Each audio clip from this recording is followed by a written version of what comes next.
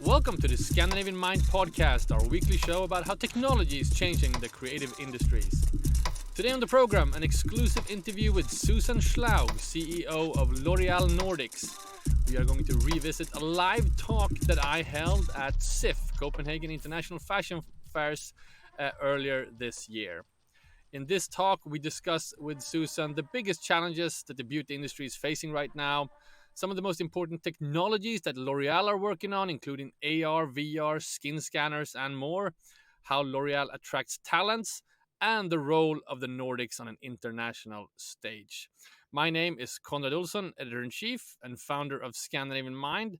But before we go on, I'm here with my dear colleague Johan Magnusson, our senior editor and a resident beauty expert. How are you, Johan?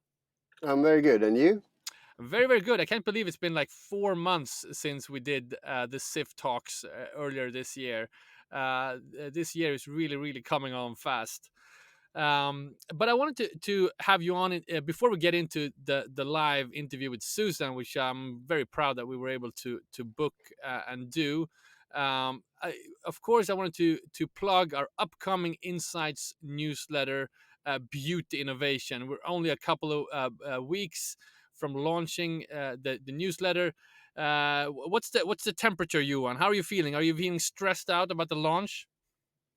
I'm constantly stressed out, so nothing particular here. So super excited, gathering a lot of content, a lot of insights, a bit different kind of content than we've had before. So that's, of course, I worked in the industry for quite long, so that's, of course, a new challenge. Means new opportunities.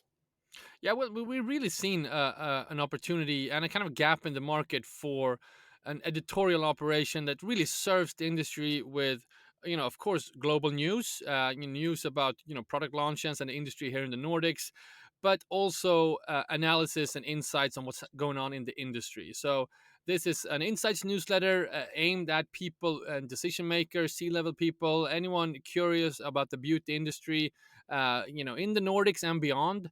And given the high level of signups for the early access, I can really say that the interest is high. So I'm really excited about that. If you want to sign up as a listener to this, visit scandinavianmind.com/beauty innovation to get early access to our upcoming Insights newsletter, Beauty Innovation.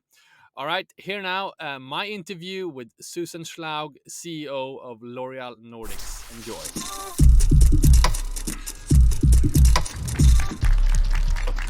Thank you very much. Welcome, Suzan.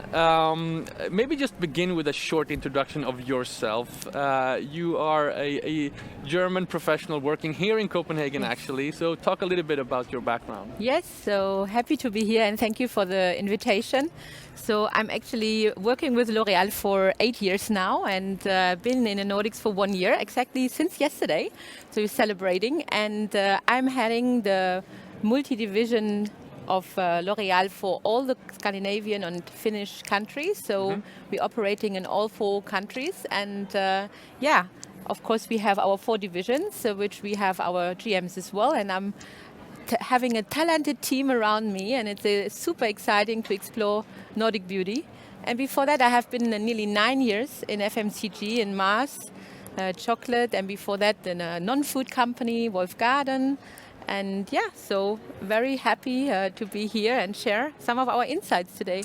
Wonderful. I think it's fair to say that L'Oréal is a world leader in beauty, and we're here in Copenhagen. There are many of your Nordic colleagues here, the Nordic beauty brands.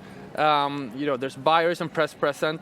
What I thought would be interesting to hear is how L'Oréal, as this big influential organization, is looking at some of these new technologies, and we're going to get into that. But just to begin with, how would you define sort of the biggest challenges that the beauty industry is facing right now?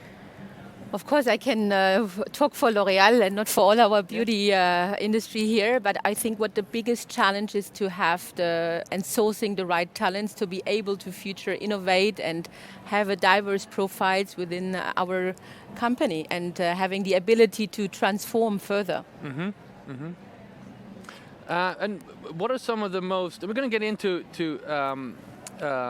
new technologies, but talking about the talents, how do you attract talents? How do you work there?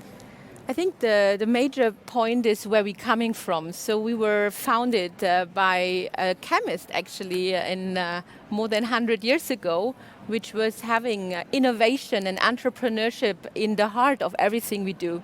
So we are truly believing in a diversity of talents who are open-minded and who are really devoted as well to what we are devoted for beauty.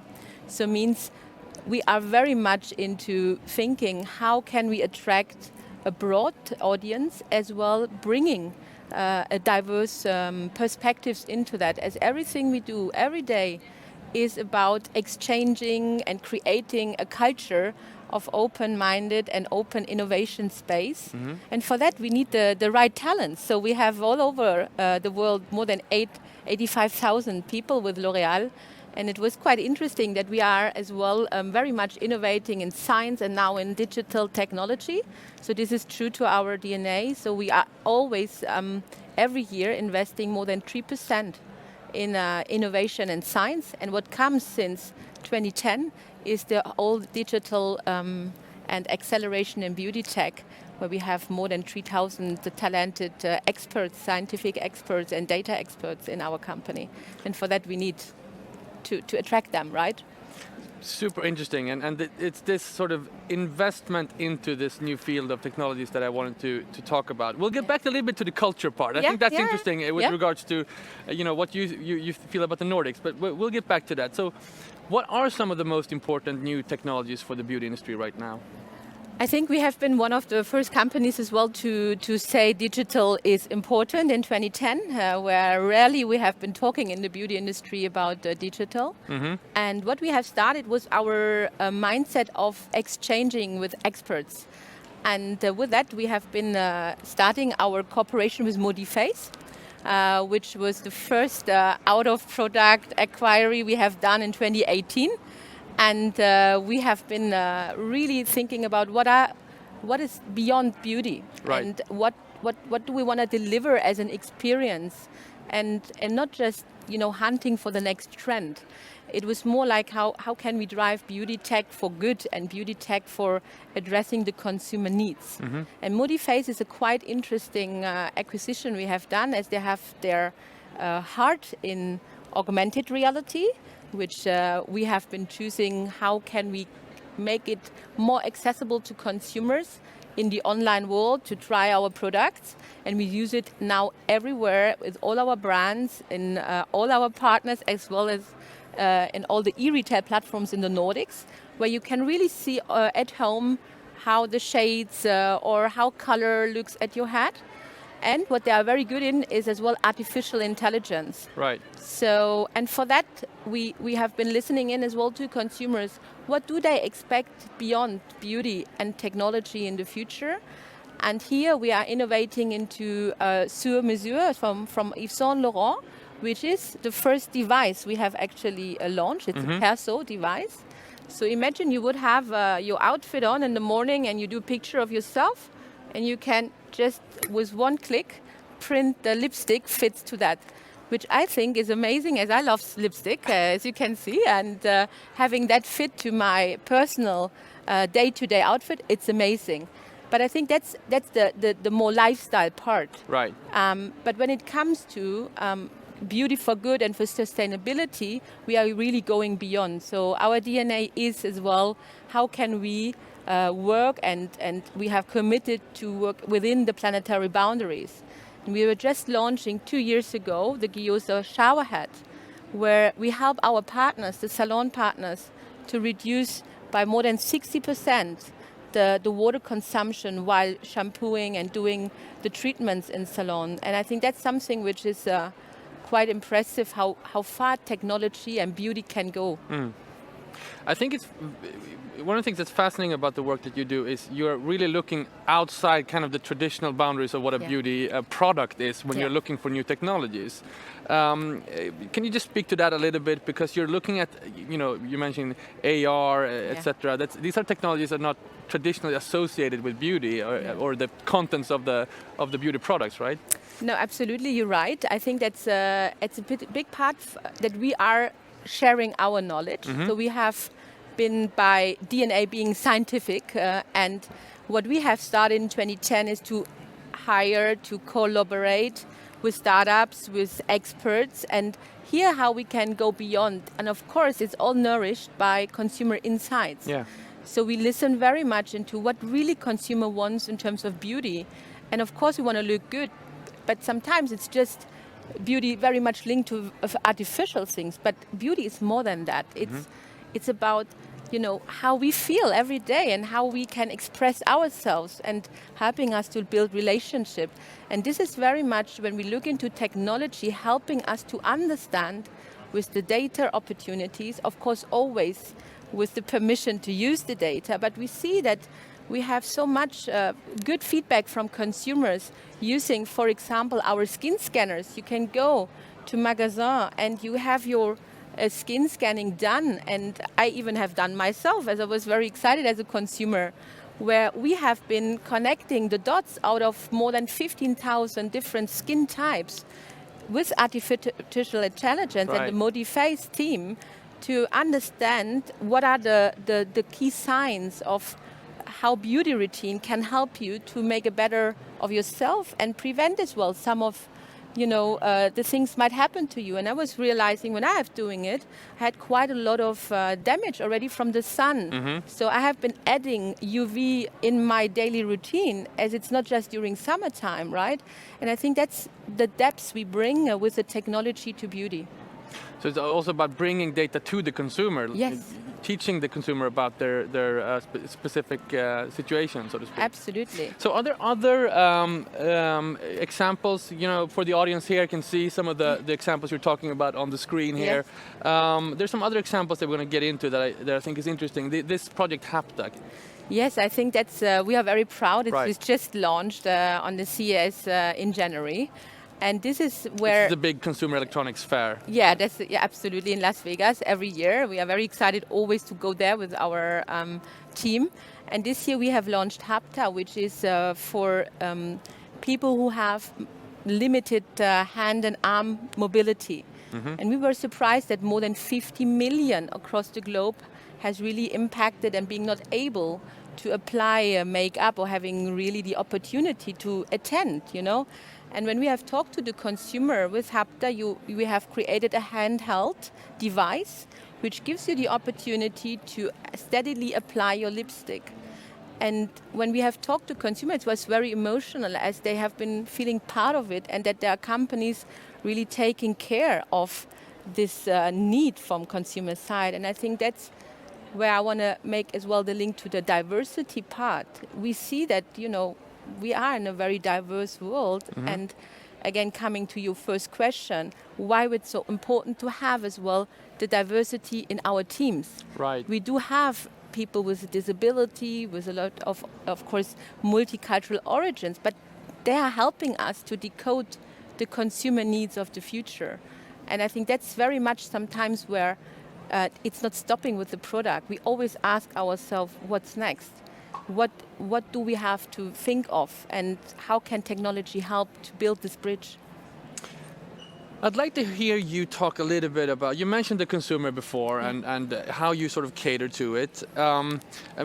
As big of a brand that L'Oréal is, can you share anything any insights in terms of how you see the consumer shifting and how you are catering to that shift? I think we see a lot of trends as we have been devoted to the consumer insights and needs. So next to research innovation, we have a huge research department just looking across the globe what happens. And here in the Nordics, we do the same. We do a lot of consumer listening and social listening. And we do see still a lot of trends which People are spending a lot of time in the internet, in the digital world, and they are even having a parallel life in a sense, right? So it's interesting how you can express yourself there, where you might in the real world not having, the creativity in that sense, and this gives you this creativity. And of course, we always talk about self-care, and yes, it's still a very, very important point. But self-care in a more sophisticated manner. Consumers want to understand what is in the product. And now being here in the Nordics, transparency and value-driven, purpose-driven companies have to do their work and really try to connect even better and being transparent about the way how we create our products, what is in our product, and what do they do effectively to the consumer. Mm-hmm. And I think that's something where we are very much innovating and inspired by it, to creating as well the beauty.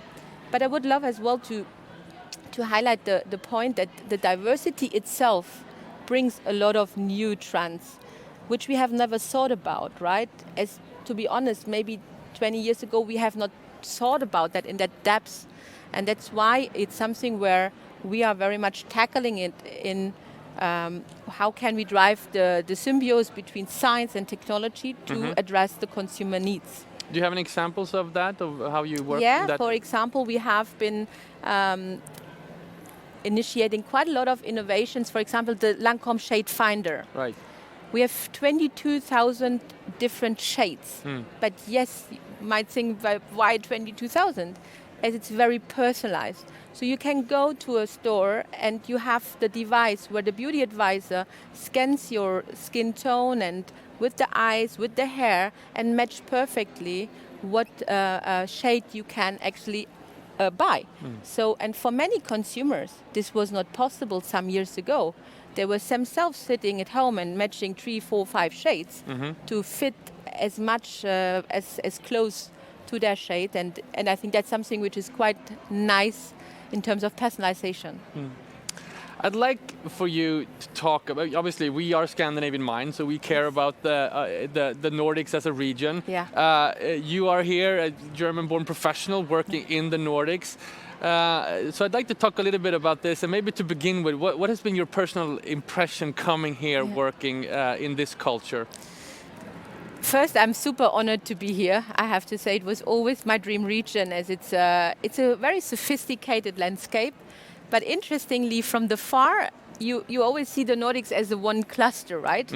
But it's a very demanding and intense, diverse culture by country.